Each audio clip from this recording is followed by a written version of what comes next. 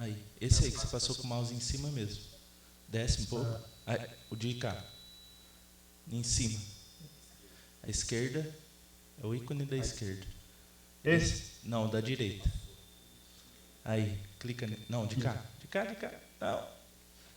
Desculpa. Esse? Isso. Clica. Agora você está vendo, não tá? A tela? Eu tô vendo a tela, mas eu não tô vendo vocês. Ah, tá. Isso é normal, no meeting é assim mesmo. Ah, então tá bom. Tá bom? Então tá bom. Então é tranquilo. Acho que podemos começar então. Deixa eu só fazer uma introdução. Bom dia a todos. Sobreviveram de ontem, né? Mais ou menos. É com prazer que a gente continua hoje, nosso segundo dia do evento. Hoje com a palestra do professor Ilmar Ferreira Santos. O professor Ilmar ele possui graduação em Engenharia Mecânica na Universidade Estadual de Campinas, mestrado também pela Universidade Estadual de Campinas e doutorado pela Universidade Técnica de Munique. Fez pós-doutorado na Universidade Técnica da Dinamarca também. Hoje ele é professor titular da Universidade Técnica da Dinamarca e tem experiência na área de controle e dinâmica de rotores, dinâmica de máquinas, mancais lubrificados e mancais ativos. Então, Ilmar, obrigado por aceitar o nosso convite e fica à vontade aí para fazer a apresentação. Obrigado. Obrigado, Rodrigo. Obrigado, Ademir, pelo convite. Seria um prazer enorme estar presente aí com vocês, mas com o final do semestre aqui ficou difícil ir para o Brasil nessa época do ano. Mas a minha vontade é realmente estar aí presencial para poder reencontrar com todos os amigos e colegas aí. Tá bom? A apresentação hoje, ela está dividida, né, em quatro partes, né? E essas quatro partes, eu procurei fazer ela um pouco mais didática, né? Como era uma escola, ele provavelmente estava conversando com o Rodrigo, tem alunos de bacharelado, mestrado, doutorado e alguns professores super maduros e conhecedores do assunto. Então, assim, eu procurei fazer um pouco mais básico, com os experimentos, e depois entrar um pouquinho mais na parte de pesquisa, né, na parte de dinâmica de rotores. Mas a apresentação é dividida em 5 partes. A primeira é uma pincelada sobre a parte de dinâmica, indo da dinâmica de estruturas para a dinâmica de rotores, né, quais são os passos.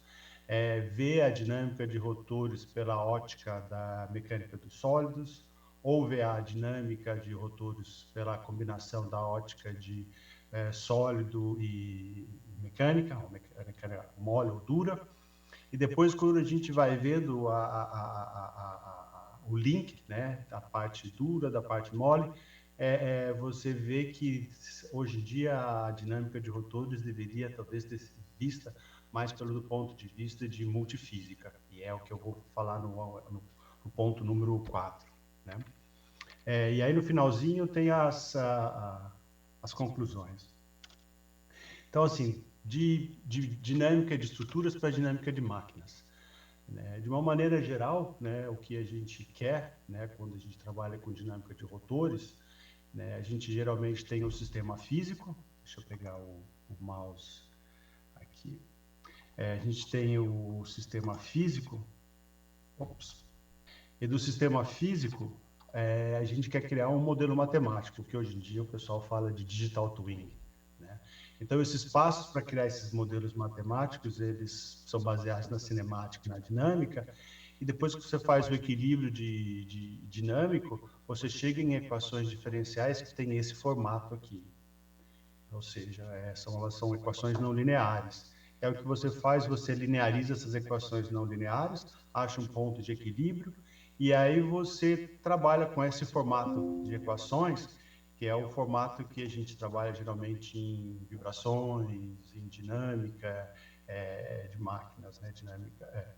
E aí, uma característica dessas estruturas é que essas matrizes de massa, amortecimento e rigidez, elas são geralmente constantes. Né?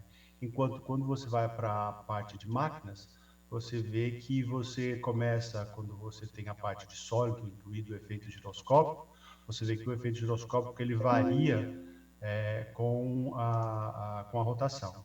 E aí você passa a solucionar essas equações diferenciais, que elas são lineares, né, da forma que a gente aprende na universidade, ou seja, você tem a tua equação diferencial, você coloca essa diferencial igual a zero, aí você tem a equação homogênea, e você soluciona para a equação homogênea, e elas são, na realidade, uma superposição de autovalores e autovetores, como a gente aprendeu.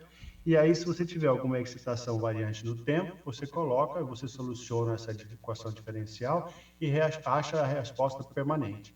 E com essa resposta transiente, com essa resposta permanente, ou steady state, você consegue predizer, né, com o teu modelo matemático, o comportamento dessas máquinas do tempo.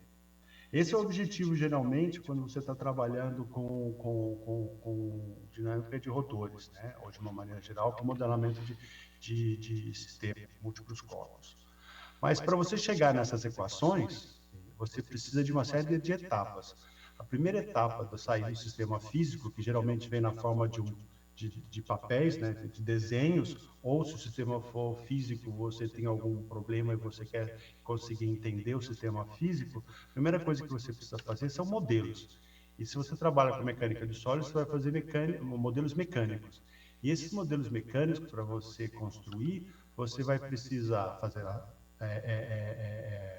simplificações, né, e hipóteses para você conseguir criar esses modelos matemáticos, esses modelos que são compostos de massa, mola, amortecedor. E quando você faz essas simplificações, você consegue pular desses modelos mecânicos para os modelos matemáticos, né, que está no quadro em amarelo.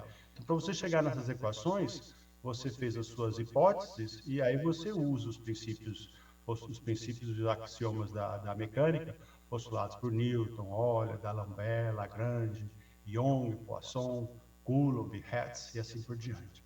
E essas hipóteses para você chegar nesses modelos matemáticos, elas são geralmente, se você pensa em termos de massa, você pode modelar esses rotores ou essas máquinas de uma maneira geral por partículas, por corpos rígidos ou por massa distribuída, né? E se você for ver do ponto de vista de elasticidade e flexibilidade, você usa geralmente as propriedades elásticas do material, se você vê tudo pela parte de mecânica dos sólidos, né? E você também inclui amortecimento, e o amortecimento geralmente é um amortecimento estrutural, né? Ou um contato, né? Onde você tem atrito. Então você coloca tudo isso e você cria o teu modelo. Quando você inclui um exemplo disso, por exemplo, você ter um rotor desse tipo aqui, que é uma bancadinha simples, né, onde você tem dois discos com um eixo flexível, bem flexível, para você conseguir visualizar a fenomenologia. Você tem o sistema físico, você tem o modelo mecânico, composto por massa distribuída, corpo rígido, molas e amortecedores. Você cria o seu modelo matemático por elementos finitos, por exemplo, onde você tem a matriz de massa, matriz de rigidez, matriz de amortecimento, a matriz giroscópica, que é dependente da rotação, né? E você soluciona o teu problema, calculando os autovalores e os autovetores. A diferença fundamental entre estrutura, se você pensar do ponto de vista que a máquina não gira, se você conseguir calcular os autovalores e os autovetores, você vai ver que eles são, na realidade, constantes, né? A partir do momento que a máquina gira, você vai ver que esses autovalores, esses autovetores, vão ficar dependentes da velocidade angular, que ela está colocada aqui, né? E você vai ver que esses autovalores, esses autovetores, eles variam, né? Continuando, você pode também incluir agora não só a mecânica dos sólidos, mas você pode também incluir a parte mecânica de fluidos. E aí o que você faz o mesmo processo. E nesse processo você vai criar modelos fluido mecânico, né? E esses modelos fluido mecânicos, de novo, você vai precisar fazer algumas simplificações e algumas hipóteses. E quando você faz as simplificações dessas hipóteses, de novo, você vai e busca todos os princípios e axiomas. E quando o sistema é fluido mecânico, não basta só Newton, Euler, D'Alembert, Lagrange, Hertz, Coulomb. Aí você vai ter que pegar as equações de Navier-Stokes, Reynolds, Bernoulli e assim por diante. E aí você conecta a parte de fluido. Então, assim, aí se você continuar nessa parte de hipóteses, aí você vai ver, quando você acopla o fluido, você vai ter também que fazer algumas hipóteses, por exemplo, de fluido laminar, né, onde você calcula a rigidez e amortecimento, por exemplo, em mancais. E aí você vai ver que quando você acopla fluidos, por exemplo, se você faz uma análise de mancais hidrodinâmicos, você vai ver que essas matrizes de amortecimento e essas matrizes de rigidez, elas se tornam dependentes da velocidade angular, fazendo com que a análise do problema fique um pouco mais complexa, porque para cada velocidade angular, você vai ter um comportamento diferente. E se a gente for mais a fundo na parte de fluidos, você vai ver que essas matrizes de rigidez e amortecimento, elas não dependem somente, né, da velocidade angular, ela depende, na realidade, do número de Sommerfeld, que é uma combinação tanto da parte de rotação, a velocidade aqui que é colocada como N na anotação do professor Salmeia, né? Vai depender do fluido, por exemplo, da viscosidade do fluido, vai depender do carregamento e vai depender da geometria do mancal que você está trabalhando. Então, assim, você passa a ter uma dinâmica dependendo das condições de operação da máquina, dependendo do fluido lubrificante que você usa e também das tolerâncias dimensionais do mancal, né? Que faz com que cada máquina seja mais ou menos única nesse sentido, né? Por causa dessa parte geométrica aqui que você tem da geometria do mancal, das tolerâncias. Então, assim, isso a gente olhando agora, se a gente fosse incluir mais efeitos aqui, por exemplo, se a gente fosse pensar que essas máquinas agora, elas podem também ter a parte elétrica, pode ter a parte de magnetismo, né? Aí você faria modelos que seriam eletrofluido mecânicos, e aí você iria, além de ter que fazer a hipótese simplificadoras, você teria que ir até os princípios que são postulados por Kirchhoff e vários outros, né, que são as equações que vêm da parte da elétrica. Dinâmica de rotores do ponto de vista de mecânica dos sólidos, né? Eu acho que essa equação básica o Hans deve ter já apresentado, a Kátia também, mas de uma maneira geral, só para recapitular, entendeu? Quando a gente trabalha na parte de mecânica de sólidos, com o método Newton-Euler, você tem duas equações fundamentais. Uma equação de Newton, né, que é a somatória das forças, a variação do momento linear. Como geralmente na parte de mecânica dos sólidos a massa ela não varia, né? Então você fica só com a massa multiplicada pela aceleração. E aí uma característica da equação de Newton é que você pode escrever as equações de Newton no sistema de referência que você quiser. Ele pode ser ou inercial ou o sistema móvel. Conquanto essa aceleração que você use, essa aceleração seja aceleração absoluta, né? Agora, quando você trabalha com a equação de Euler, a coisa é um pouco diferente, porque para você conseguir usar a equação de Euler, você precisa ter uma inércia, os momentos de inércia constantes. Esses momentos de inércia de um corpo, eles só são constantes no sistema de referência solidário ao corpo. Por exemplo, se você pega a definição de momento de inércia, de produto de inércia, você vai ver que esses produtos, esses momentos de inércia, eles caracterizam a distribuição da massa em relação a um eixo, né, de rotação. E quão distante essa massa está desse eixo de rotação. Se esse eixo ele não é solidário ao corpo, a inércia fica dependente do tempo, né? Por isso que todas as vezes que a gente calcula as inércias, a gente vai nas tabelas nos livros, essas inércias elas estão prontas só em função da geometria do corpo, com um sistema de referência já solidário ao corpo, né? Porque é só nesse sistema de referência que essa inércia ela é constante. Isso significa que a equação de Euler ela precisa ser descrita num sistema móvel de referência solidário ao corpo. Isso significa que quando você faz a derivada do momento angular, um sistema de referência móvel, você perde a informação da variação do vetor em termos de direção. Por isso que você precisa incluir essa outra parte aqui, que inclui a variação da quantidade de movimento angular, né, para você ter uma variação absoluta do vetor de quantidade de movimento angular.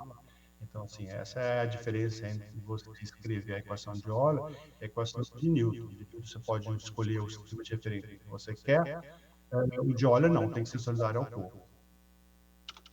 Aí, quando você vai para a parte de dinâmica de vetores, você vê o primeiro elemento é o elemento disco, né?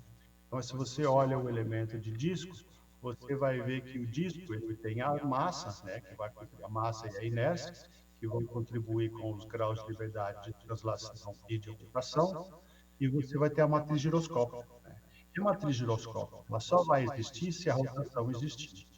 Mas uma coisa que é muito importante conseguir entender do efeito giroscópico é que esse efeito giroscópico ele só vai aparecer se você tiver o vetor de quantidade de movimento angular, esse vetorzinho aqui, olha, que está colocado aqui desse lado aqui, que eu estou mostrando com a seta, se esse vetorzinho variar de direção, que é esses ângulos, a beta e gama, né, que descrevem a rotação do disco. Então, se você olhar aqui, quando esse quantidade de movimento angular ela variar, porque o eixo é flexível e o rotor vibra, você vai ver o efeito giroscópico se pronunciar.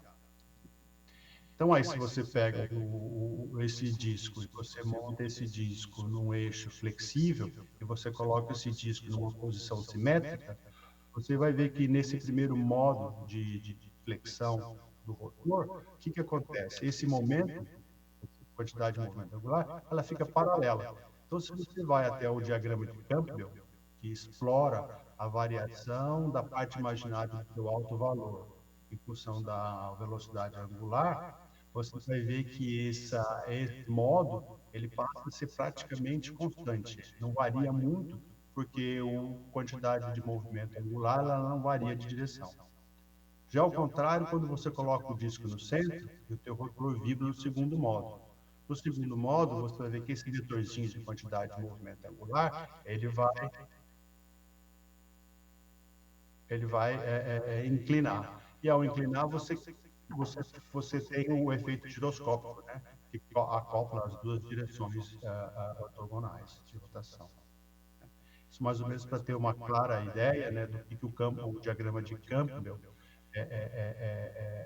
como ler o diagrama de Campbell, né? Quando você tem o efeito giroscópico da parte mecânica dos fluidos. O diagrama de Campbell é um diagrama muito importante, né, da dinâmica de rotores, porque ele mostra como que a parte imaginária do seu alto valor varia em função da rotação. Se você tem estrutura, você não precisa do diagrama de Campbell, porque a parte imaginária ela é constante. Agora, quando você tem máquinas rotativas e o efeito giroscópico, você vê que a parte imaginária varia e você precisa plotá-la para você conseguir ver como as suas frequências naturais variam em função da rotação, para conseguir determinar quando você vai ter as ressonâncias, né? Isso aqui é só um exemplozinho simples, né? Onde você tem um rotor. Esse rotor ele é um eixo flexível sem massa. Você tem um disco, né, que tem uma inércia e a massa. E aqui você tem as rigidezes, né? Poderiam ser a rigidez de um fluido, se isso aqui fosse uma bomba, né? E aqui você tem o mancal, e o mancal é um mancal que limita, né, a translação e rotação. Então, você fica, na realidade, com uma matriz de massa muito simples, e uma matriz giroscópica simples, e uma matriz de rigidez também muito simples. Com isso, você pode calcular o diagrama de Campbell e a resposta ao desbalanço. Se você fizer isso, e você variar essas duas rigidezes aqui, que seriam rigidezes que viriam, por exemplo, do acoplamento com o fluido, você vai ver que se essas duas rigidezes forem iguais e o sistema for ortogonalmente simétrico, você vai ver que o teu diagrama de Campbell você sai do mesmo ponto, porque as duas frequências dos dois planos elas são iguais, né? E elas variam. Então você tem aqui uma frequência reduzindo a frequência, outra aumentando, a mesma coisa aqui, para os vários modos. Aí, se você varia essa rigidez aqui do fluido, faz o sistema ficar não simétrico, você vai ver que as frequências naturais elas precisam sair de pontos diferentes, né? E que ela varia também com a velocidade angular. E aí você faz um diagrama de Campbell e você olha como a resposta ao desbalanço seria. Se você pegar a tua resposta ao desbalanço, que é a amplitude de vibração nas direções ortogonais, se você olha, você vê que com o sistema azul simétrico, você só consegue excitar uma dessas frequências, que é a progressiva, né? E quando você tem um sistema não simétrico, você vai conseguir excitar tanto a retrógrada quanto a progressiva. Daqui a pouquinho eu vou explicar um pouquinho mais o que é a retrógrada, o que é a progressiva e mostrar alguns experimentos, né? Mas uma coisa que é fundamental, o diagrama de Campbell, ele é fundamental, né, para a dinâmica de rotores, quando você vê, por exemplo, um exemplo na parte de sólidos, quando você inclui o efeito giroscópio. Se a gente continuar só com o efeito giroscópio, a gente conseguir visualizar, a pergunta é, se você estivesse dando aula, né, e você tivesse que na aula apresentar o cálculo do diagrama de Campbell experimental, como que você faria? Usando os princípios que a gente conhece de vibração transiente e vibração permanente. Tem um pequeno,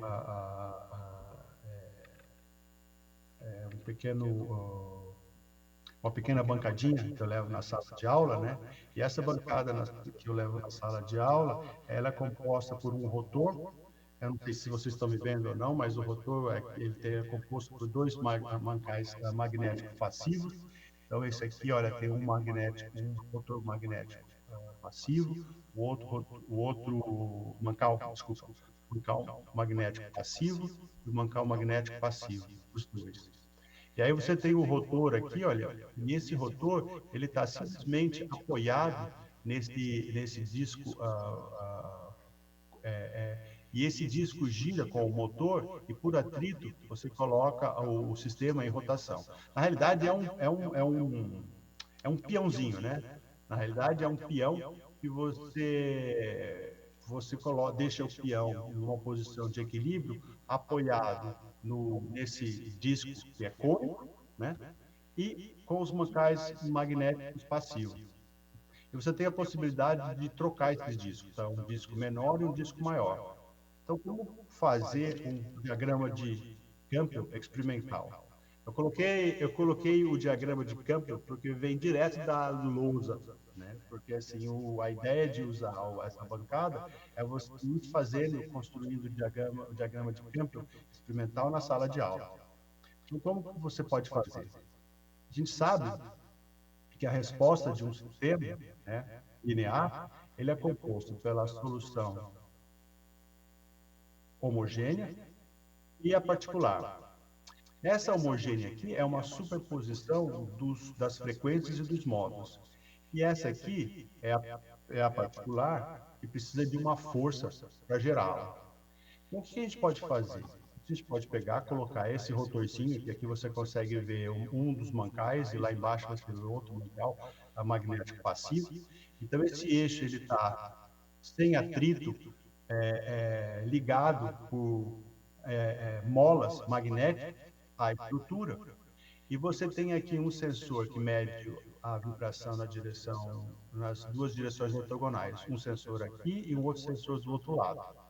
E o sinal desses sensores é colocado aqui em branco e em vermelho no primeiro gráfico que você tem aqui. Então, o que a gente pode fazer para conseguir fazer um diagrama de campo experimental? A gente sabe que se a gente excitar o sistema com uma perturbação, pode ser uma perturbação que vem do meu dedo, né, quando eu bato no rotor, né, eu introduzo uma condição de velocidade e essa condição de velocidade vai excitar a resposta transiente, que é essa primeira parte. Mesmo o rotor estando girando, né, com o desbalanço, eu vou ter a solução permanente também. Só que essa solução permanente devido ao desbalanço, ela é muito pequenininha em comparação com a resposta transiente. Então, o que eu faço? Eu coloco o sistema para girar excito o rotor com o meu dedo, o sistema vai vibrar uma resposta transiente, e essa resposta transiente tem que ser uma superposição dos modos e das frequências. Aí eu meço o sinal no tempo, faço a órbita e faço a transformada de Fourier do sinal nas duas direções, aqui e aqui. Como eu sei que eu tenho os dois modos, aqui eu consigo ver exatamente quais são as frequências que o sistema está vibrando. Essa aqui é a backward e essa aqui é a forward. Bom, e assim que você pode fazer, você pode variar essa rotação, medir e ir construindo o teu diagrama de Campbell experimental. Se a gente olhar aqui, a gente tem dois discos. Então, se eu fizer com o disco menor, eu tenho, por exemplo, essas frequências aqui. Se eu colocar o disco maior, eu vou ter essas outras frequências aqui, como a gente está vendo. Bom, então, assim, analisando esse sinal no tempo, esse sinal no tempo que você vê aqui é a resposta do sistema, x de t. No início, a resposta transiente ela é dominante. Com o passar do tempo, porque você tem um amortecimento, ela desaparece e fica só a resposta permanente que é decorrente ao balanço. Então, quando eu fizer uma transformada de Fourier desse sinal, eu vou conseguir ver as frequências naturais do sistema, mais a permanente que está lá em cima, na escala aqui da velocidade, e que não dá para ver no gráfico. Então, um exemplo. O que eu vou fazer agora, eu vou variar a rotação. Se você olhar essa linha amarela que tem aqui, essa linha amarela ela vai variar. São as 3 rotações que eu vou fazer o experimento, que eu faço na sala de aula. Então, primeiro, o sistema oscila, eu estou com a resposta transiente, onde está a setinha, e eu meço o sinal no tempo, medindo o sinal no tempo, eu consigo ver exatamente quais são as frequências musicais. Porque eu montei o shaker em uma das direções, o sistema deixou de ser extremamente simétrico. Aí você consegue ver duas frequências muito próximas uma da outra, com uma diferença de 0,15 Hz. Tá? Mas essa frequência é em torno de 8,3,86 Hz, que é quando você não tem rotação. Aí o que eu posso fazer? Eu coloco o sistema para girar e excito o sistema na resposta transiente. O sistema vibra, o sensor ortogonal em X e em Y, ele detecta o sinal. Eu tenho aqui o meu sinal no tempo, a órbita, e aqui eu tenho as duas. E aqui eu tenho o valor das duas frequências. Esse valor dessas duas frequências, 3,59 e 3,89, elas têm esses dois pontos marcados aqui. Então, o que eu consigo ver no sinal no tempo? No sinal do tempo, eu consigo ver que quando eu estou girando, né, essas frequências, elas se separam e elas são muito próximas. E pelo fato de elas serem muito próximas, eu consigo ver a modulação do sinal, porque a forward e a backward, elas são muito próximas, então eu tenho a modulação. E aí, quando eu faço a transformada de Fourier do sinal, eu consigo ver exatamente essas duas frequências. E essas duas frequências aqui eu leio e construo esses dois pontos. Aí eu uso para o amarelo forward e para o verde, a linha verde, o backward. Então, o que eu vou fazer agora, eu vou aumentar a rotação. Eu aumento a rotação. De novo, eu vou perturbar o sistema para ver a resposta transiente. Está rodando mais rápido. Eu excito com uma condição de velocidade. E meço de novo. Aí, quando eu meço, o que eu consigo visualizar no meu sinal de tempo? Como essas frequências aqui, elas se separaram, a amarela era a retrógrada e a verde a progressiva do experimento anterior, eu consigo ver que com o aumento da rotação, elas abriram um pouquinho mais. E eu também consigo ver na modulação do sinal que o período da modulação ele ficou menor. é porque a frequência, a diferença de frequência entre a retrógrada e a progressiva, ela aumentou. Então, essa modulação aqui, ela ficou mais bem definida e o período dessa modulação, ele reduziu. Aí, não dá para ler ainda aqui, porque eu estou com as duas linhas do cursor, né, mostrando esses dois valores. Aí, o que eu posso fazer? Eu vou aqui de novo mais no experimento e mudo o cursor e leio de novo o cursor. Então, uma é 3,5, a outra é 4,1. Aí são esses dois pontos que estão aqui. Com isso, eu consigo construir, usando a vibração transiente, o diagrama de campo na sala de aula. Ups, desculpa.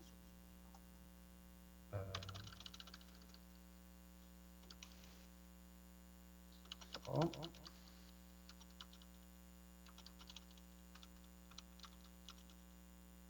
Isso. Aí o que é importante agora? É ver como o sistema se comporta. Porque a gente tem agora o forward e backward, as frequências, e a gente precisa ver a órbita. E como o sistema é simétrico, ele não consegue, as duas não conseguem ser excitadas pelo desbalanço, só a forward, a gente monta um shaker. E aí, qual é o experimento que a gente consegue fazer? Eu pego o shaker aqui, e eu sei que a frequência que eu estou vibrando com a backward, né, é essa daqui. Aí eu pego essa frequência, gero um sinal senoidal. Em vez de trabalhar com resposta transiente, eu vou trabalhar com resposta permanente. E essa resposta permanente aqui, quando eu excito o sistema com essa frequência de 3,52, eu vou ver na realidade a minha ressonância. E a minha ressonância vai mostrar como é o meu modo. E esse modo é o modo backward. Então, se você se lembra, vou voltar aqui. A direção da rotação é essa daqui. Essa é a rotação positiva. Então, se a gente for aqui no experimento agora, está girando, e aí eu passo a excitar. E aí eu mostro em câmera lenta.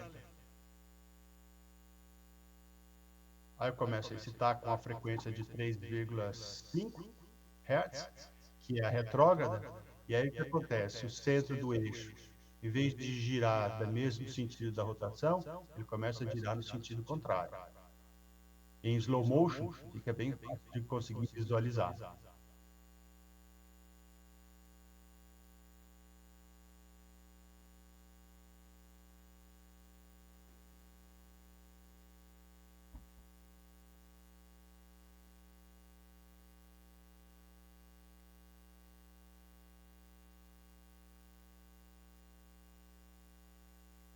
Eu vou até o final, porque no final o slow motion desaparece. E aí você tem a ideia de como o sistema está, na realidade, vibrando e girando.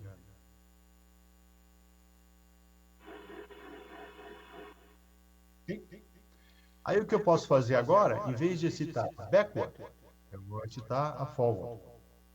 Então, a gente sabe que o rotor está girando nessa direção. E aí o que eu faço? Colocar essa frequência de 4 Hz.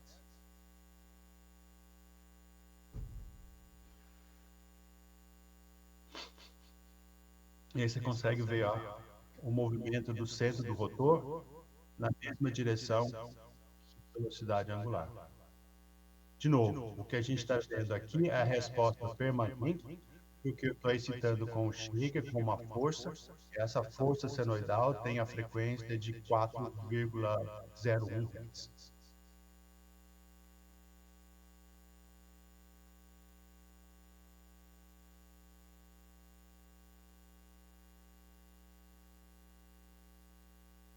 Vou colocar um pouquinho mais rápido.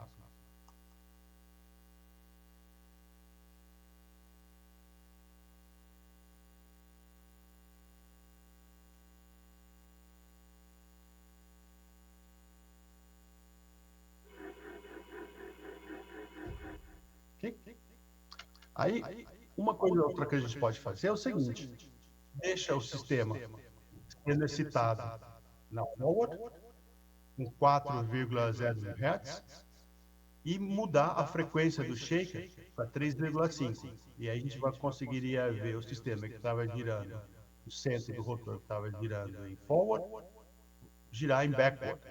E aí a gente vai conseguir ver que a gente tem duas respostas permanentes, uma do forward e outra do backward, em tempos diferentes. E para ir de uma resposta permanente para outra resposta permanente, a gente vai ter um transiente, porque a força ela é descontínua. Então, se eu olhar o experimento, você vai ver.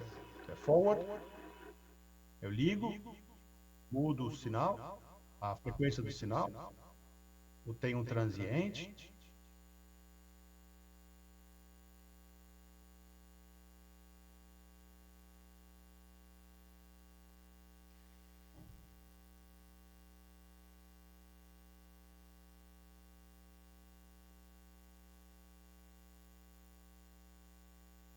Transiente ainda.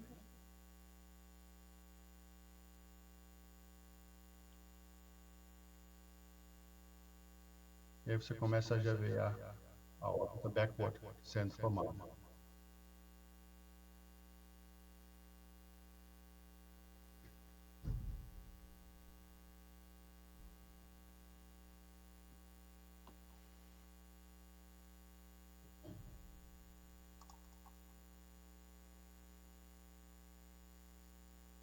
Agora é completamente backward. Então a gente consegue ir da forward para backward e no meio a gente tem um transiente, que é o teu sinal completo.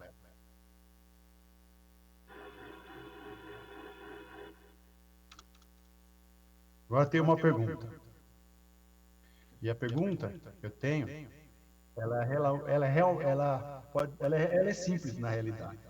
E a minha pergunta é o seguinte: todas as vezes que a gente define forward e backward, a gente define forward e backward em relação à velocidade angular do rotor. Aí a minha pergunta é possível definir forward e backward se o sistema não gira?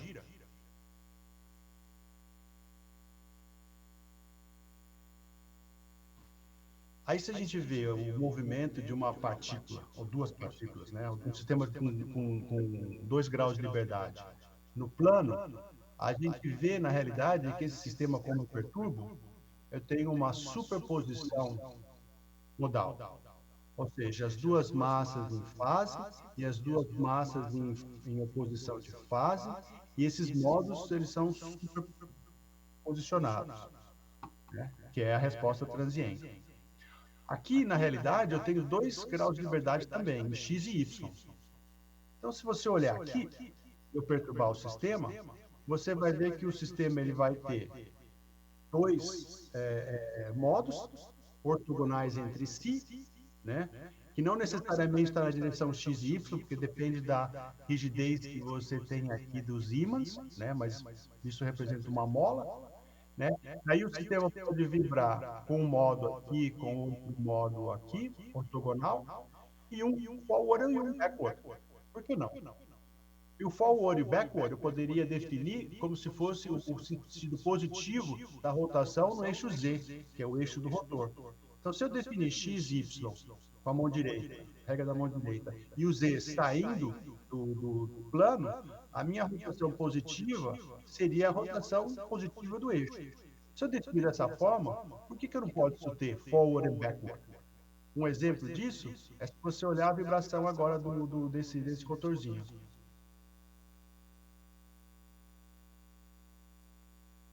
Forward and backward. Forward and backward. Forward and backward. E aí você vai ver que sempre que você... Porque a órbita é elíptica.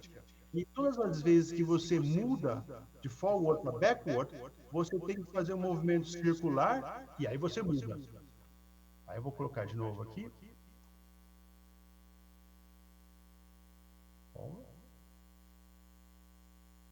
Você tem uma vibração positivo no eixo X, positivo no eixo Y, um modo, e o outro positivo no Y e negativo no X, né, que são 2 modos ortogonais. E aí, quando você passa de um para outro, você passa girando positivamente ou negativamente. Mais uma vez.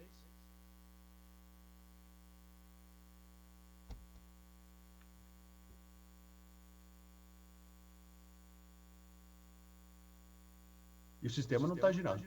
É só um sistema acoplado, né? Aí a gente pode também ver o forward e backward excitado pelo desbalanço. Mas para a gente excitar o backward e o forward pelo desbalanço, o sistema tem que ser não simétrico. Então, esse sisteminha aqui que foi mostrado no experimento, ele é simétrico, que todos os mancais aqui, os dois mancais magnéticos, eles são simétricos, né? E o plano do rotor é simétrico. Mas você tem esse rotorzinho aqui que foi mostrado no início, onde você consegue ver nitidamente que ele é não simétrico. Então, você vê a rigidez desses dois suportes do mancal na direção vertical é mais rígido do que na direção horizontal, onde as vigas aqui, elas são flexíveis e permitem que o rotor, a caixa do mancal aqui, se movimente na direção horizontal, mas não no plano vertical. Então, se você olhar isso, você tem um sistema não simétrico, onde as suas frequências elas saem de pontos diferentes quando não gira, e quando gira e você passa pelo desbalanço, esse modo aqui deve ser o backward, né? Então, para ver o backward, se você colocar uma câmera em slow motion, você vai ver que o modo ele é elíptico, predominantemente horizontal. E aí, se você olhar o movimento dos parafusos, mostra qual que é a direção da rotação. E aí você vai ver que o eixo ele está fazendo um movimento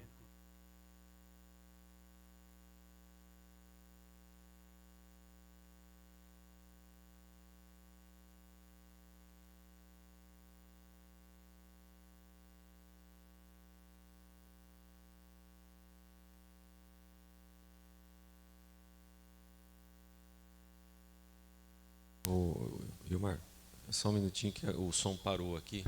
Deixa eu só me desculpa.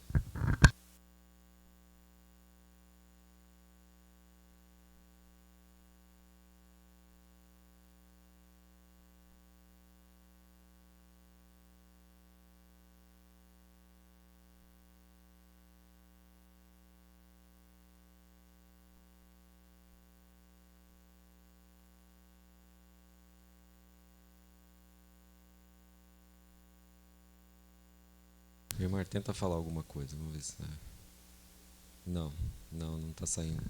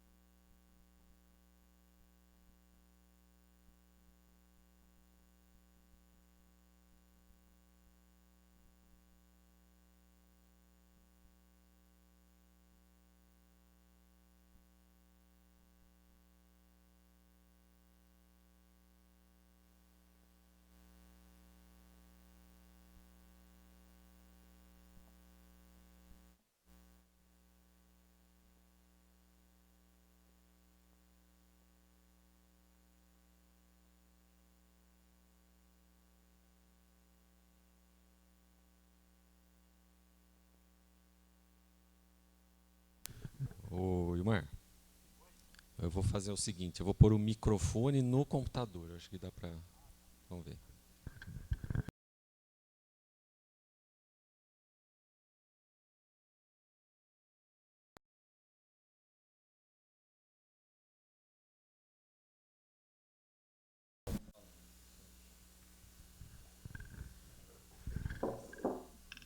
Você fala quando eu tiver que continuar. Pode continuar. Agora deu certo.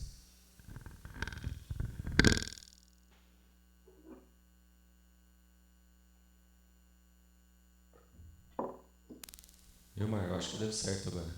Tá me escutando? Eita.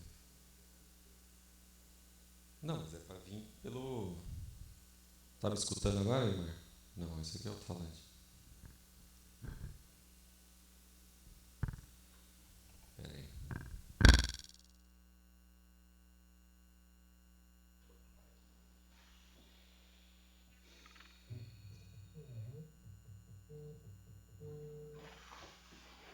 Ô, Ilmar. Pode continuar. Pode continuar? Oi, Aldemir. Pode continuar, tá jóia. Tá bom, obrigado.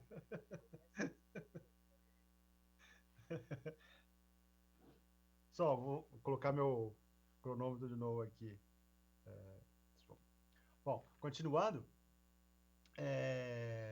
Só voltando. Forward and backward, né? Com o desbalanço.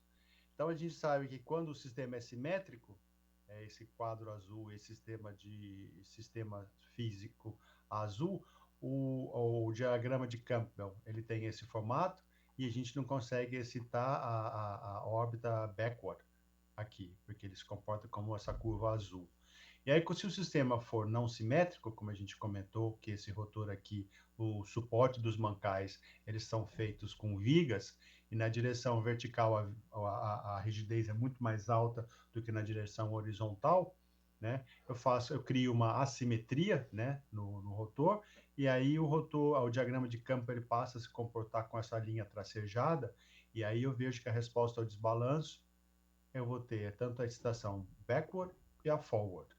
Aí significa que se eu calcular os dois autovalores, os autovetores do sistema, e eu vejo qual é a forma modal do primeiro e do segundo modo, eu olho aqui, e se eu fizer um experimento quando o sistema estiver girando, né?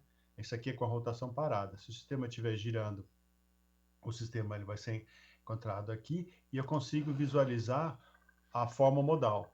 Então, a forma modal ela é predominantemente plana, né? Ela é elíptica, com um eixo maior na direção horizontal. E se eu olhar o movimento dos parafusos aqui, eu vou ver que o sistema está girando nessa direção e que a órbita elíptica está girando exatamente na direção oposta, fazendo uma órbita elíptica desse formato aqui assim. Olha. Tá? Esse é o backward, excitado pelo desbalanço, que é a resposta permanente do sistema. Aí se eu for agora, eu vejo a outra, que é a forward, né? Aí eu vejo que na direção vertical o sistema é mais rígido, então aqui quando eu ploto o modo eu não consigo ver um ponto aqui que é onde o mancal está localizado, né? Que é um ponto. E aí se eu coloco o sistema para girar, eu consigo ver uma vibração grande fundamentalmente na direção vertical, o modo é elíptico na direção vertical, a rotação está quase próxima da ressonância, a gente consegue ver a modulação, porque o sistema está próximo da ressonância, mas não tão em cima. Mas você consegue ver pela rotação dos parafusos, né, que a rotação dos parafusos nessa direção e a órbita elíptica na direção vertical, ela segue a mesma direção da rotação. Coloco de novo. Em slow motion dá para ver isso, e no sistema real, se você não colocar o slow motion, fica difícil visualizar. Ok?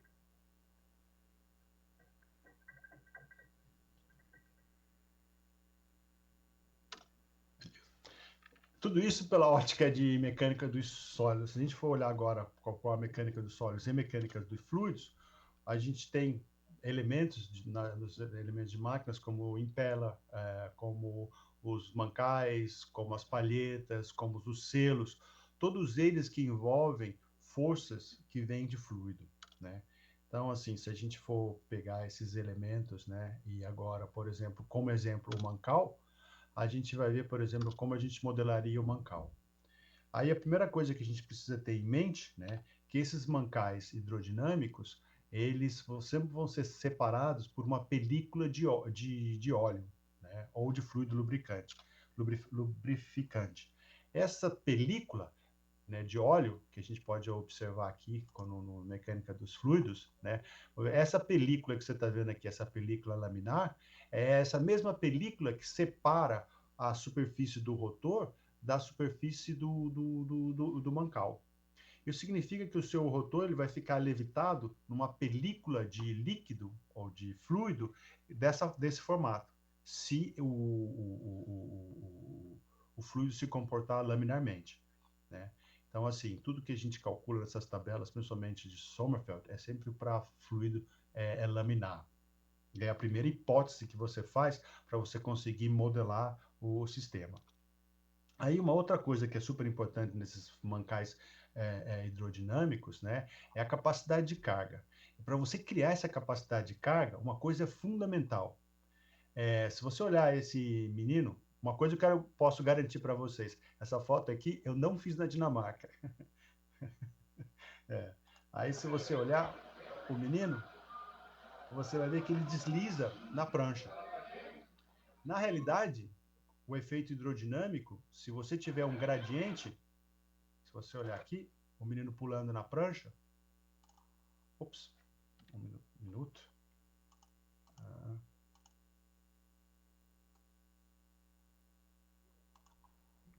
De novo.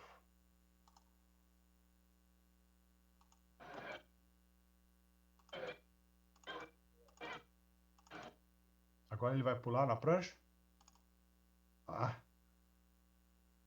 Voltando aqui.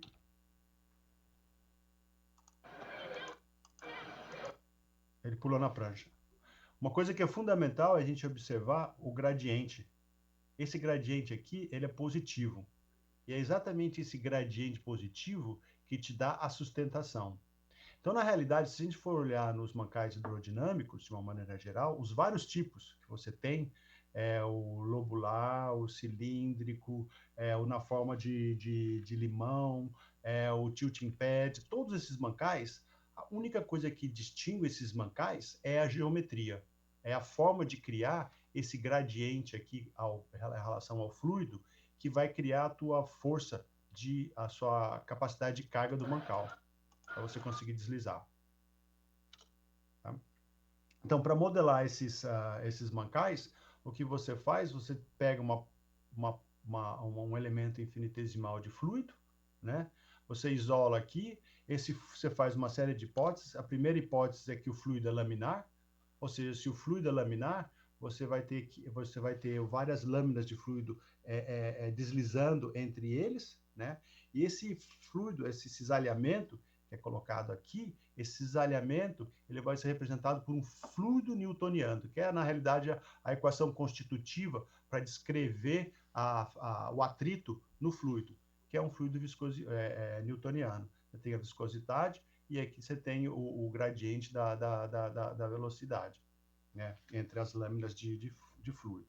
Aí o que você faz com essas hipóteses? Você pega essas hipóteses, coloca nessa equação de balanço de força, e você acaba chegando na equação de Reynolds, né? Integrando na folga radial. Aí, quando você faz isso, você calcula a pressão, né? A pressão, e essa pressão, entendeu? Integrada sobre a área, te dá a força, a capacidade de carga do mancal, né? E aí, se você também pode incluir outro termo, que é o termo de squeeze, né? Quando você esmaga o filme de óleo, que é um outro termo da equação de Reynolds que não foi colocada aqui, mas essa equação de Reynolds foi colocada aqui com o intuito de mostrar que como é importante esse gradiente. Esse mesmo gradiente que a gente viu do menininho deslizando na água, é esse mesmo gradiente aqui que a gente tem na equação de Reynolds. Esse gradiente que a gente tem aqui, que é 6 multiplicado pela viscosidade, multiplicado pela velocidade linear, né, na superfície do rotor, multiplicado por esse gradiente é o que distingue todos os tipos diferentes de mancal, né? Como fazer esse gradiente, né, dos diferentes mancais, com preload, sem preload, tilting pad, entendeu? E assim por diante. Mas o importante é que esse gradiente precisa existir, né? A velocidade precisa existir e a viscosidade também, tá? Para você conseguir gerar a pressão. nesse H, que é um filme de óleo, que é uma película muito fina. Por isso que a gente pode considerar ele laminar. Né? Bom, continuando, né? Então, o que a gente quer na realidade é pegar esse fluido, essa película de óleo, e transformar essa película de óleo em rigidez e amortecedores equivalentes. Né? E é o que a gente faz, né, para modelar. Então, assim, para modelar, se você não tem nenhum tipo de software para resolver a equação de Reynolds, uma das coisas que a maioria das pessoas fazem na indústria é usar o Journal Bearing Data Book do professor Someia. O Journal Book do professor Someia fala exatamente que essas forças, né, quando você integra a pressão ao longo da área, você gera as componentes ortogonais da força hidrodinâmica, e essas forças hidrodinâmicas elas são não lineares, dependendo da posição e dependendo da velocidade, né, do movimento lateral do rotor. E aí essas forças, como elas são não lineares, o que você pode fazer, você pode usar Taylor, e com o Taylor você aproxima essa força por uma parte estática e uma força que varia. E essa força que varia, né, você vai ver que você consegue calcular a rigidez e o amortecimento, e você vai ver que essa rigidez e esse amortecimento nada mais são do que os termos da série de Taylor, onde você diferencia a força na direção X em função do deslocamento do rotor, a força na direção Y em função do deslocamento XY do rotor, e o amortecimento, em vez de você derivar a força, né, em relação ao deslocamento, é velocidade e velocidade. Aí você tem a rigidez e amortecimento. Esses valores, eles são geralmente tabelados, né?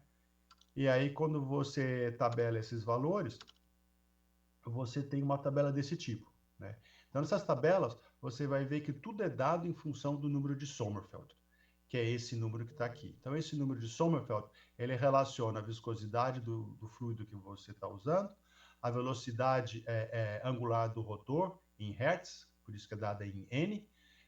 Aí você tem a capacidade, a carga estática sobre o mancal, e toda essa parte L, D, R e CP, CP é a folga radial do mancal, R é o raio, D é a largura, não, é o diâmetro, e L é a largura. Ou seja, todos esses parâmetros aqui do final, L, D, R e CP, são parâmetros geométricos do mancal.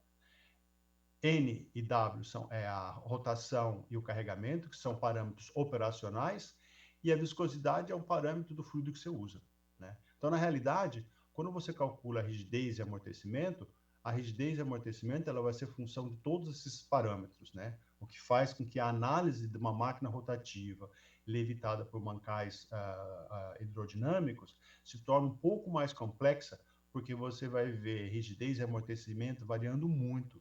Você sai desde um sistema super amortecido, né, para um sistema instável, como a gente vai ver daqui a pouquinho. Tá?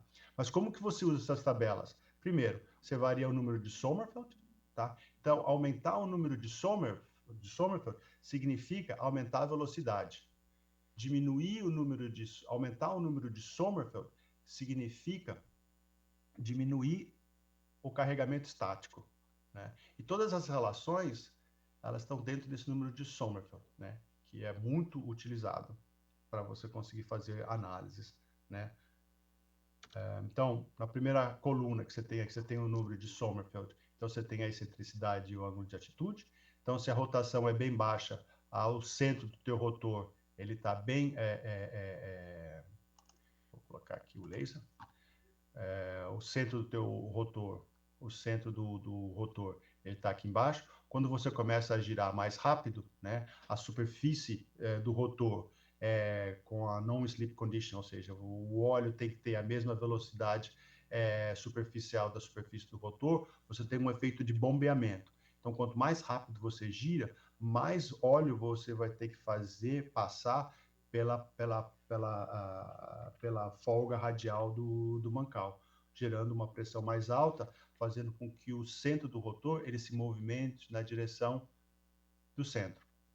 E aí vem uma coisa relativamente crítica. Se o rotor for se o mancal hidrodinâmico ele for circular e ele ir na direção do centro, quando você tiver o rotor centralizado junto com a superfície do mancal, você passa a não ter nenhum gradiente, porque você vai ter duas superfícies paralelas. E aí você não tem mais capacidade de carga, porque você não vai ter mais o gradiente, que é o mesmo gradiente do menino deslizando na água, né? Então, quando o rotor ele é centralizado, né, num mancal hidrodinâmico circular, você não tem força porque você não tem gradiente. Por isso que o sistema se torna instável.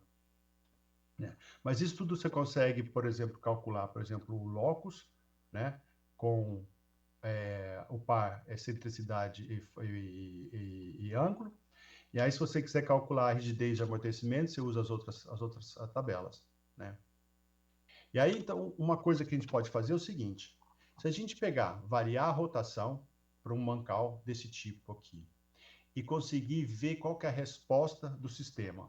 Né? Então, eu vou pegar um disco, como está aqui, lubrificado, variar a rotação, pegar os resultados que vêm dessa tabela e dar uma perturbação vertical, né, com uma condição inicial de velocidade, da mesma forma que eu fazia com o dedo para o rotor, rotorzinho magnético, né, levitado, interagindo com o sistema magnético, só que aqui é com óleo, então, geralmente, você vai fazer com um martelo.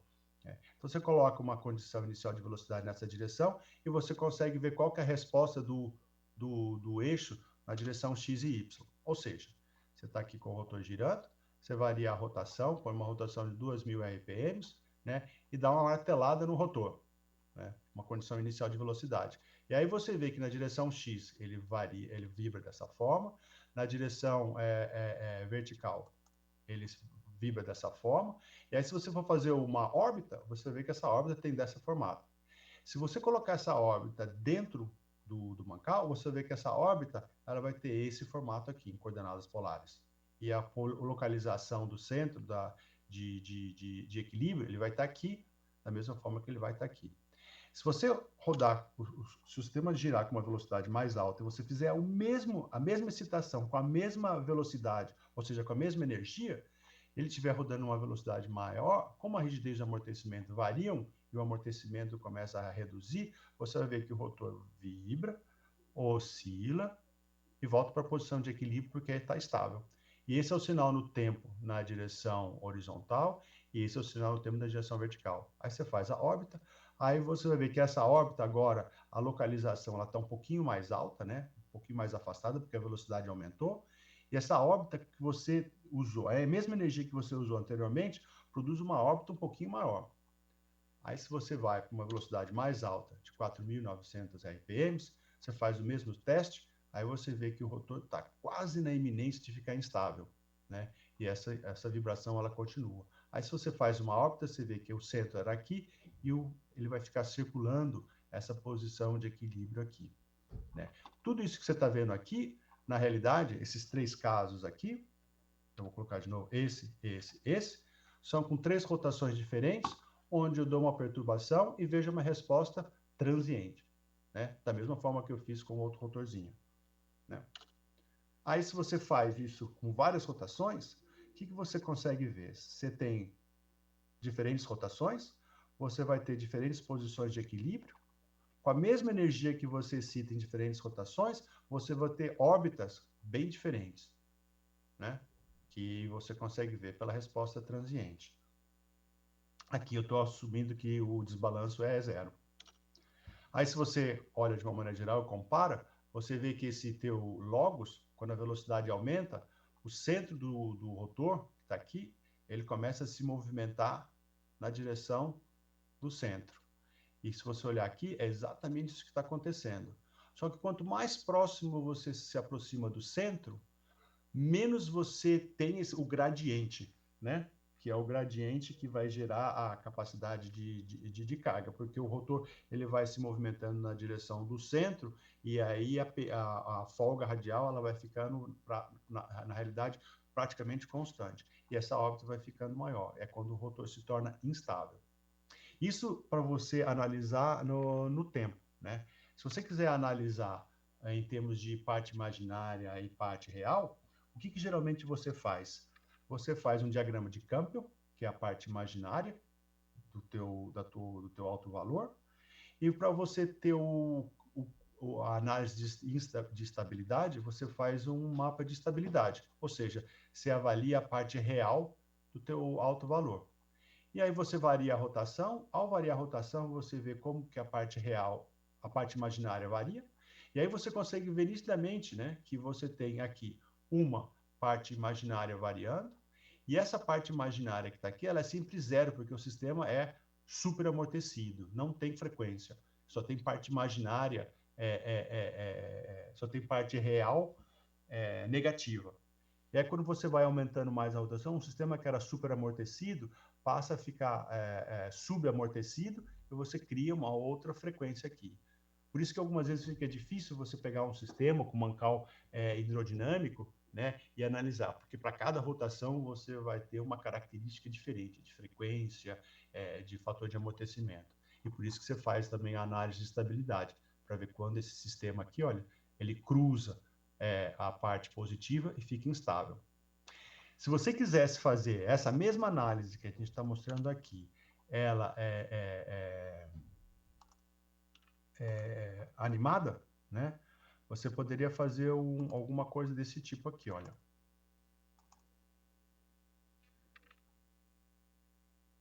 Imagina que agora a velocidade está aumentando. Com a velocidade aumentando, você consegue ver aonde os teus a parte imaginária, onde ela está sendo posicionada. Aqui você vê a frequência 1x, né, que é a desbalanço, frequência de desbalanço. E aqui você pode fazer o diagrama de Campbell, que a gente está construindo, variando a rotação aqui. Você pode fazer o mapa de estabilidade, variando aqui. Você pode ver qual que é o fator de amortecimento também, se você quiser dessa forma, né? Mas você pode também fazer o mesmo tipo de diagrama que você faz em controle, que é a parte imaginária, a parte real pela parte imaginária. É onde você varia os ganhos do controlador. Aqui, em vez de você ter ganho de controlador, você tem a rotação variando. E aí você consegue ver exatamente quando o sistema cruzar essa linha aqui e a parte real ficar positiva, o sistema fica instável, né? Só acelerando um pouquinho. 9.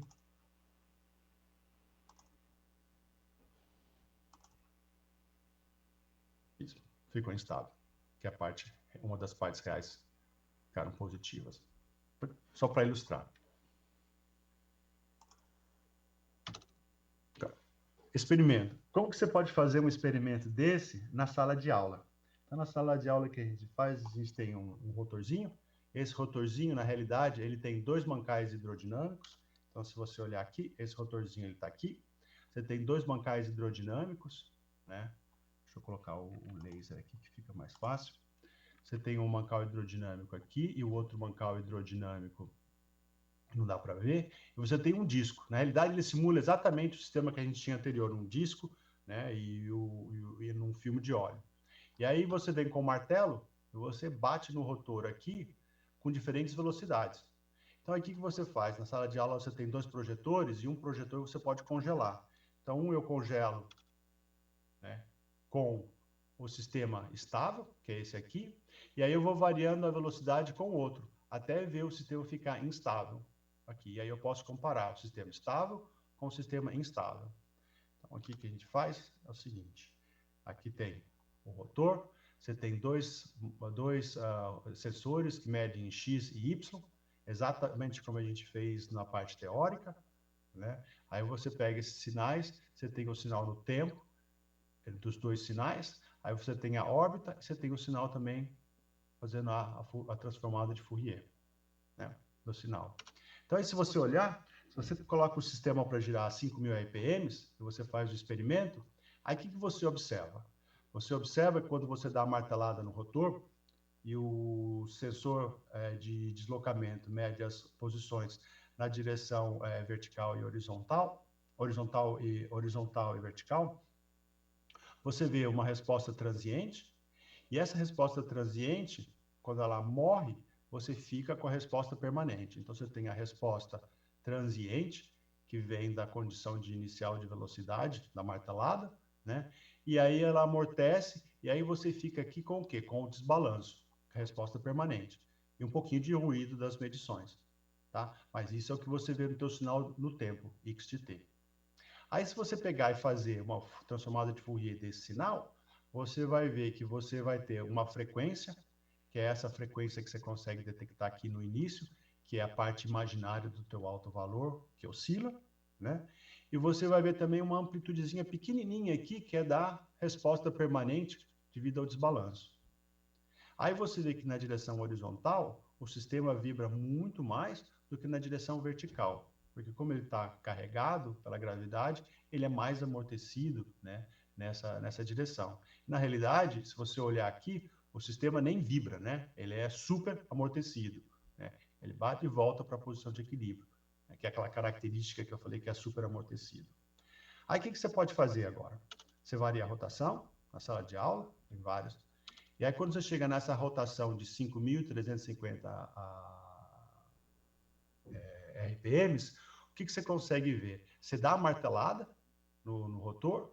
Quando o rotor dá a martelada, ele vai e aí você vê uma amplificação dessa vibração, né? E essa amplificação dessa vibração, ela fica permanente. Por quê? Porque a parte real do seu alto valor ficou positivo.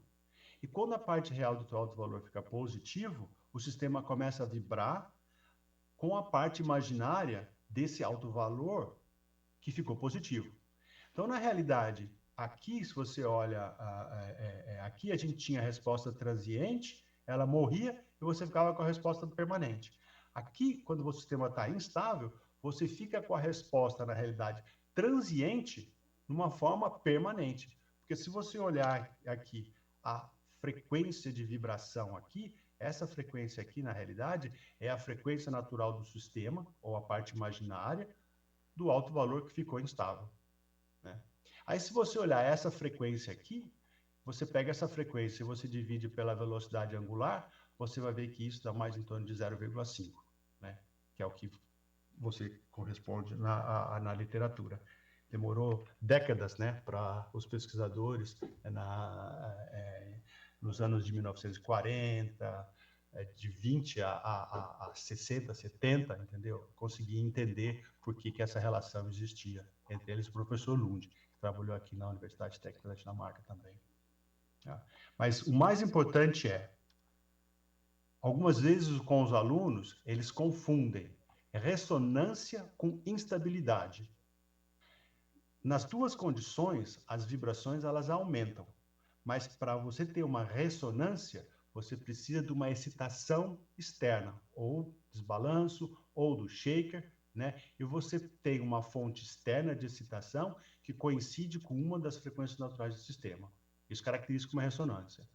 Agora, instabilidade, a amplitude aumenta, mas você tem que olhar a resposta homogênea para você conseguir ver instabilidade.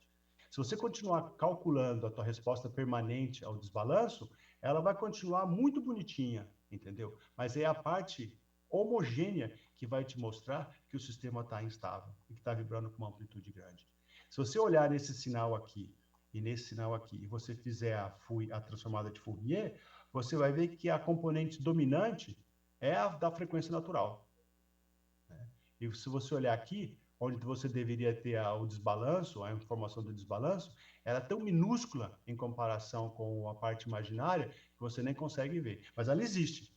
Essa resposta permanente ao desbalanço, ela existe, só que ela é tão pequenininha que você não consegue ver. Você só consegue ver o quê? A parte que ficou instável, que vem dessa parte aqui transiente. Tá bom?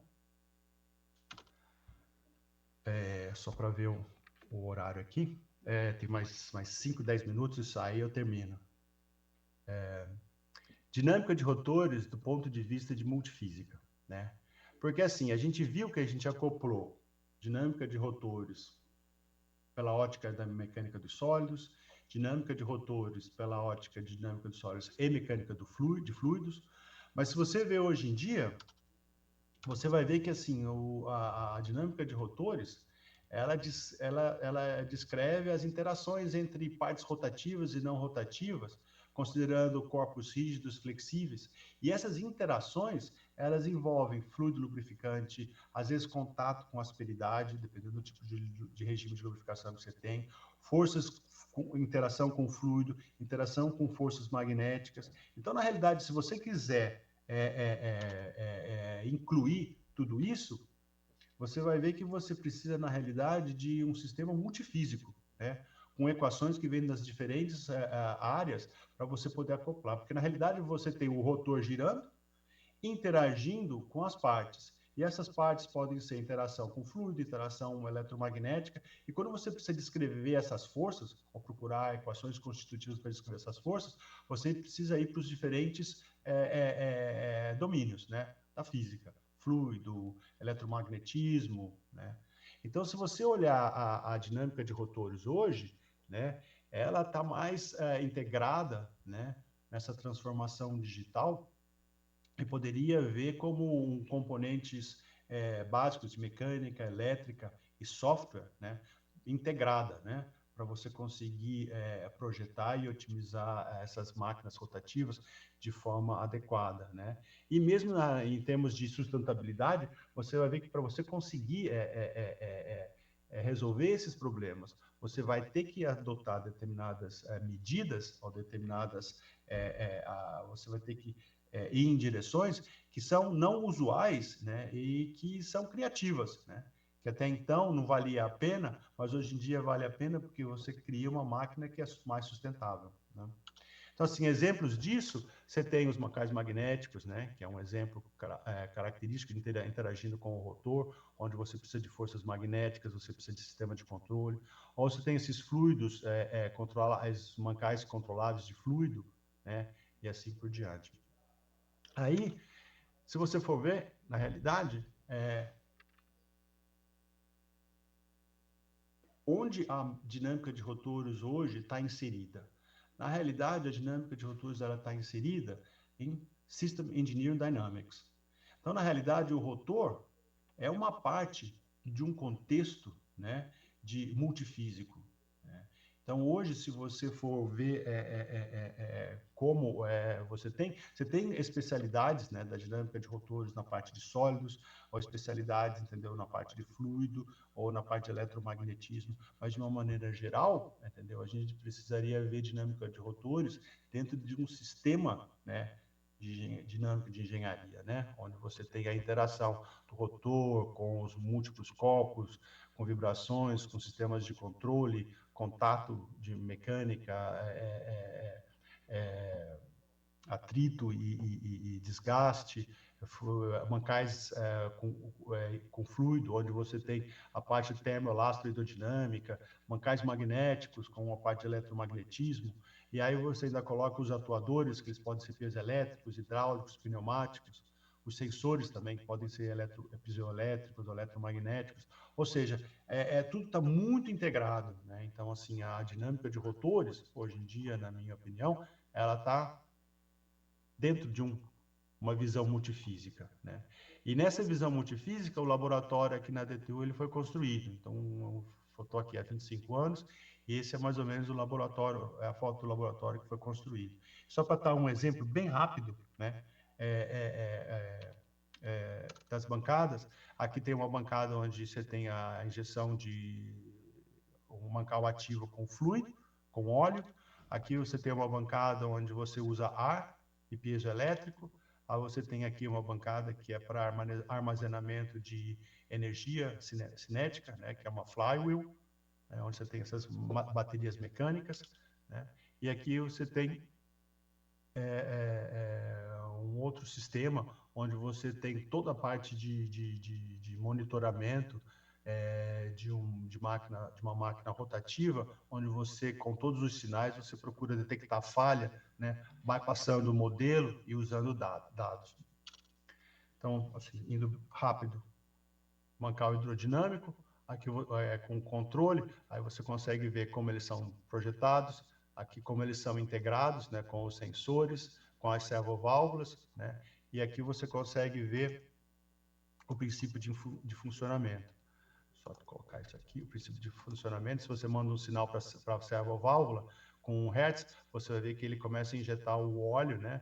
E esse óleo aqui, ele vai criar, na realidade, um campo de pressão, que você consegue variar esse campo de pressão hidrodinâmico ativamente, né? Gerando forças hidrodinâmicas ativas para você fazer o controle desses mancais que, como a gente viu, fica instável, né? A partir de uma determinada velocidade angular. Então, você usa os seus sistemas de controle para estabilizar o sistema. E aí você faz os seus modelos multifísicos, né? Então, se você pegar uma das sapatas do rotor, onde você está injetando aqui com uma pressão constante e variar essa pressão, aí você consegue calcular pressão, força, temperatura na sapata, você consegue ver o posicionamento do rotor e das sapatas, né? Tudo com esses modelos multifísicos, né?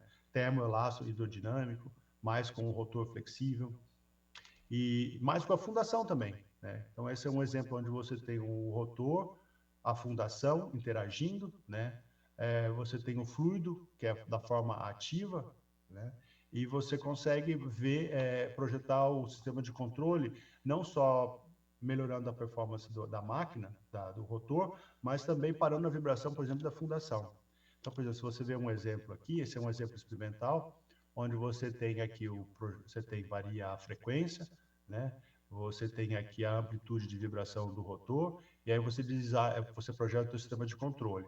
Aí isso aqui é para o rotor para, mas se você colocar uma garrafa de água na ponta da fundação aqui, você vai ver que quando você ligar o sistema de controle, ops, esse vídeo eu esqueci de colocar. De qualquer forma, a água vibra, quando você liga o sistema de controle, a água fica paradinha, né? Mostrando que você parou também a interação para a estrutura. Aí você tem os mancais com injeção de ar, né, que são utilizáveis na parte de indústria de alimentos, na parte de indústria de produção de medicamentos, né, de powder, né, technology, né. E aí você vê, por exemplo, se você projetar esses mancais a ar, né, que não tem muito amortecimento e que ficam instáveis, como você consegue ver aqui a instabilidade, né, eles conseguem ficar estáveis com a projeção do sistema de controle adequado. Então, se você varia o teu ganho proporcional, você faz o filme de ar ficar mais soft ou ficar mais rígido, mais mole ou mais rígido. Se você varia o seu derivativo, né, você vê que você consegue colocar mais amortecimento no filme de ar, né, e esse filme de ar você consegue um fator de amortecimento 10 vezes maior do que você tem no mancal a ar normal, né.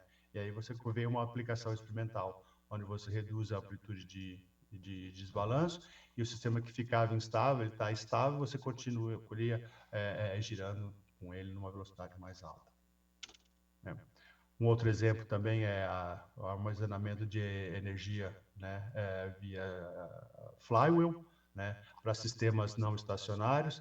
Então, aqui você tem um exemplo dessa flywheel, que é um rotor, né, girando a uma velocidade bem alta, levitado por um mancal magnético, e aí você tem um motor gerador, e quando você não precisa da energia, você acelera o rotor, armazena a energia na forma de energia cinética, né, e aí, quando você precisa da energia, você reduz a velocidade do rotor, pegando essa energia e colocando no motor gerador. Esse aqui é um exemplo de uma bateria mecânica, né? Concluindo, né? Dinâmica de rotores do ponto de vista de mecânica dos sólidos, ela ainda é uma área forte, né? Principalmente quando você vê que esses modelos para os rotores, eles passam a ser, na realidade, modelos tridimensionais, onde você pega esses rotores em 3D, né, e você faz o sistema de montagem dos componentes, né, levando em consideração essas interações, né, de contato, entendeu? E quando o rotor gira com uma velocidade muito alta, que os componentes, essa interação com eles se reduzem, né? Isso precisa ser descrito de uma forma correta, né? Então, você vê que nessa área de mecânica dos sólidos, dinâmica de rotores, isso é uma área forte.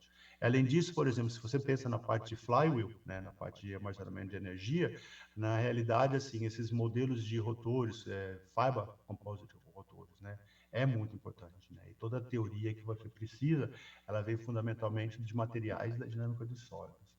Na parte de fluidos, assim, é claro, né, a utilização de CFD para prever essas forças de interação entre a estrutura, né, e isso você vê nitidamente, por exemplo, em projetos onde você tenta modelar a hidroelétrica, hidroelectro power plants, né, por exemplo, um exemplo é o que o pessoal de Uberlândia, né, está fazendo, um projeto muito bonito, né, nessa parte, né? E você vê nessa parte de multifísica, né, a tendência de você ver o rotor como uma parte de um contexto e você vê essa parte de engineering, system engineering design, system engineering dynamics, né, onde você coloca todos os domínios, né, na forma de uma matriz de estado, né, e simula, né, o sistema multifísico. Bom, para concluir, dinâmica de rotores, do ponto de vista de multifísica, né? Você precisa integrar o rotor com partes mecânicas, fluido, elétrica e software, né? E para você fazer isso, né, quando você começa a conectar várias áreas, né, de área dos sólidos, fluido, eletromagnetismo e contato, é super importante você ter uma combinação de teoria e de experimento, né? Então, por exemplo, assim, vendo esse pássaro, entendeu? É como voar, né? Você precisa da teoria do experimento e focar na aplicação, mas uma balança entre teoria, experimento e visualização, né? Do que você está fazendo em termos de teoria é fundamental, né? Para você conseguir avançar. E super importante nesse contexto é que quando você começa a integrar várias áreas da física, né, na engenharia, para você solucionar problemas mais complexos, é fundamental você conseguir colaborar, né? A collaborative work, né, é fundamental, né? Então, nesse sentido, eu gostaria de terminar a palestra, que deu 1h20. O Nicolete falou que seria 1h10, mas assim, passei acho que 10 minutos. Tá? Obrigado pela atenção de todos vocês. Tá?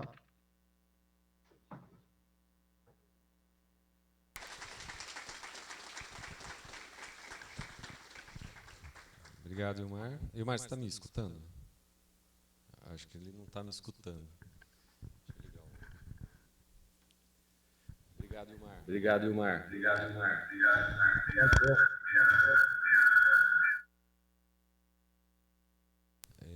Eu não sei. Você está me escutando, Ilmar? Com o microfone? Não.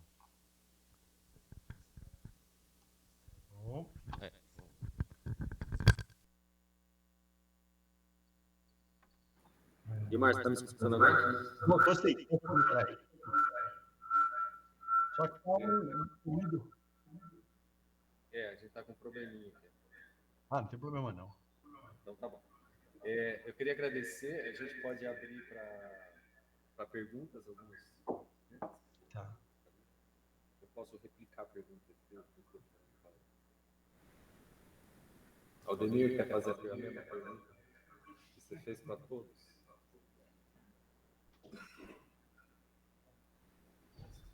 Vem.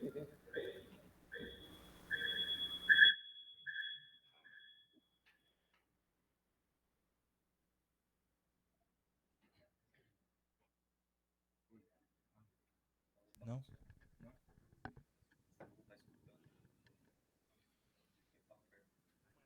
Ilmar, obrigado pela apresentação. Sempre Eu que agradeço. você falando. Né? Eu fico... Mas, assim, sempre eu converso com você a respeito das bancadas que você usa para dar aula, né? A importância delas dentro do contexto de aula, para ensinar os alunos. Eu queria que você falasse um pouco mais sobre isso. Como que foi essa mudança? O que você fez? O que você pensou a respeito dessas bancadas? Como que você enxerga a interação com os alunos quando você usa o experimento em sala de aula para aprendizado?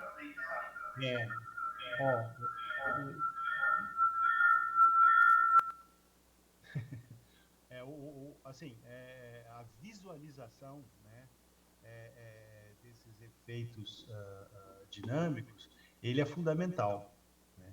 Então, por exemplo, a gente pode até discutir, né, que o aluno, quando ele está na universidade, ele tem que ter uma capacidade de abstração. Eu acredito e concordo que o aluno, quando ele vem para fazer um curso de engenharia, ele está na universidade, ele tem que ter uma capacidade de abstração.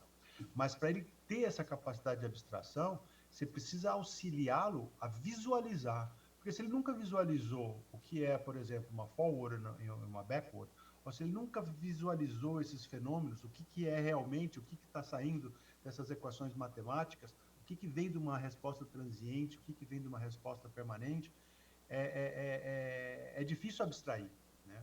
Então, assim, as bancadas, elas vêm no sentido de fazer com que os alunos acreditem na matemática, né?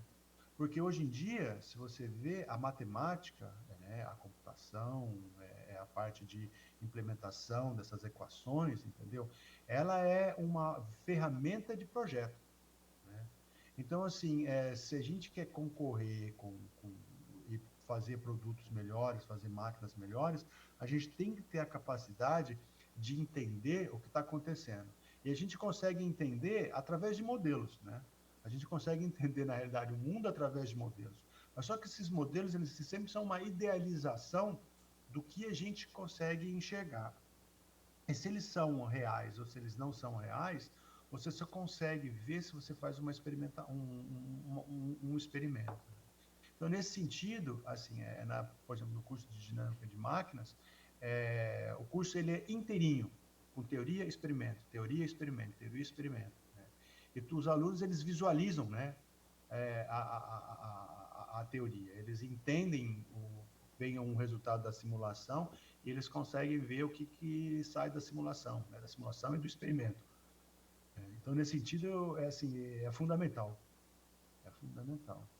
E, na realidade, assim, se eu for falar uma coisa bonita, né, do que aconteceu em relação a ter usado tanta energia, né, na parte de educação, por exemplo, em 2012, né, em 2012, por exemplo, pelo fato de ter essas aulas com teoria e experimento, os alunos aqui na DTU, eles escolhem, né, o professor do ano, né?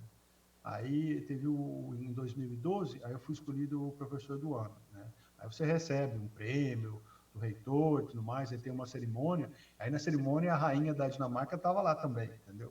Então, assim, eu tive a oportunidade de cumprimentar a rainha da Dinamarca, né?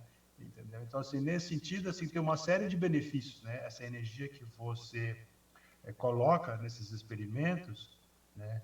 Ele acaba ficando para outras gerações, né? Porque em algum momento a gente também acaba saindo da universidade, né? E se a universidade tem essas bancadas e se os resultados eles estão bem documentados, outras pessoas, né, poderão usar também, né? Mas assim, resumindo, fazer parte experimental na sala de aula é fundamental. E algumas vezes você não precisa de muita coisa, né? Você não precisa de muita coisa. Se você pegar, por exemplo, a régua, né, uma régua, e pegar os imãzinhos e colocar na régua, você tem um sistema com 1 grau de liberdade, 2 graus de liberdade. Aí você pega o seu iPhone, você coloca no slow motion, né, e você faz os vídeos, né? Você não precisa de muita coisa para fazer vídeos hoje em dia, né?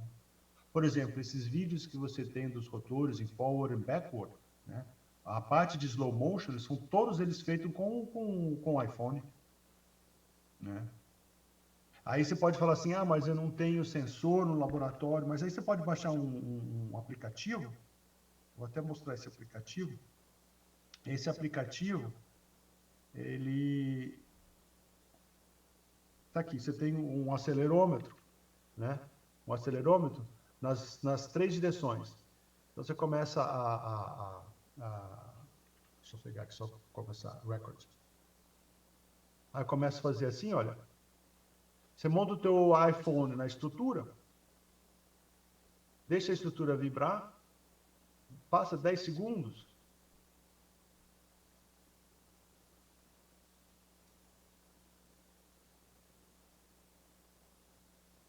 você tem o sinal no tempo, você tem o sinal no tempo e o sinal na frequência. Mas você pode colocar o teu iPhone na estrutura, né? E você tem usar os sinais, né? Então, hoje em dia, você tem uma série de recursos, né, para fazer experimento, né, que validação, que, assim, principalmente na área da gente, né, que tudo varia no tempo, né? Mecânica dos sólidos também, a gente tem muita parte de aceleração, que você consegue fazer com o iPhone, né? Beleza, Ilmar. Ilmar, você está me escutando agora? Não está escutando, né? Não. Mas teoria e experimento é fundamental, né? São duas asas, né? Às vezes, quando você faz sua teoria, você acaba fazendo um voo em círculo, você faz só experimento, você acaba fazendo um voo num outro círculo, né? Aí você tem as duas asas, você consegue voar mais estável. Ilmar, a gente está um pouco o tempo estourado. Queria agradecer você pela aula que você deu, né?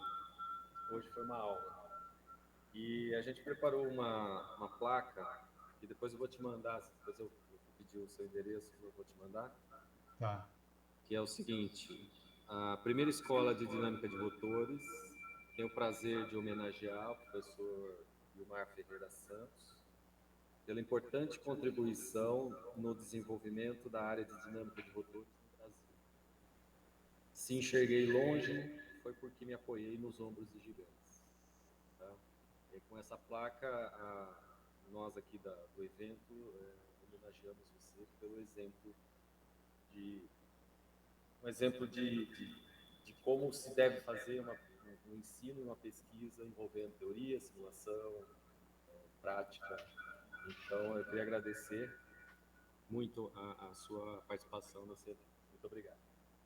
Eu que agradeço, Nicolau.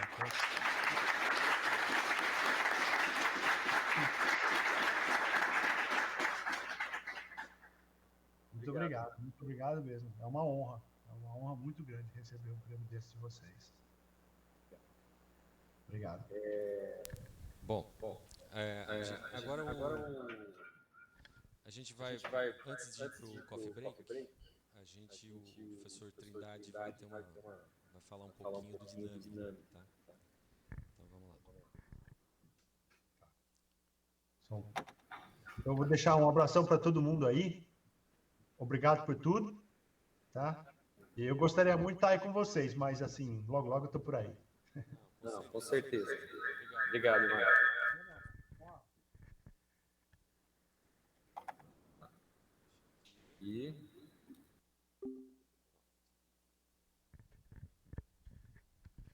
Bom dia, pessoal.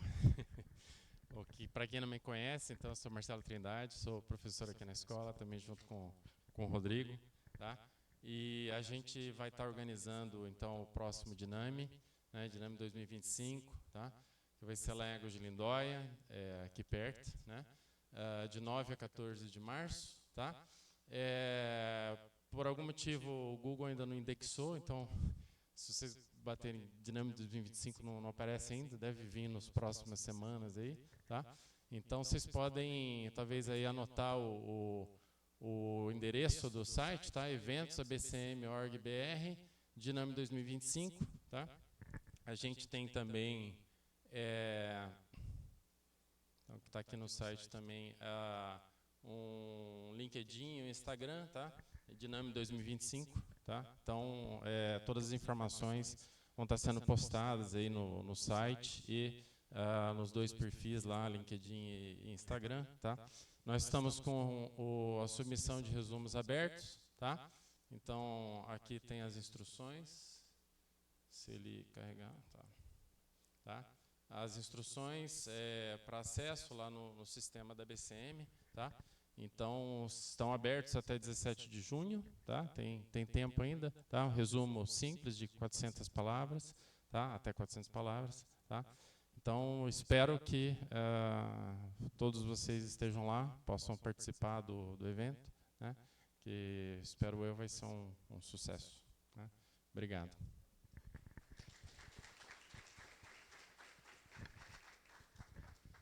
Bom, pessoal, Só lembrando que quem for apresentar agora, depois do coffee break, fazer o upload da apresentação no computador, tá bom?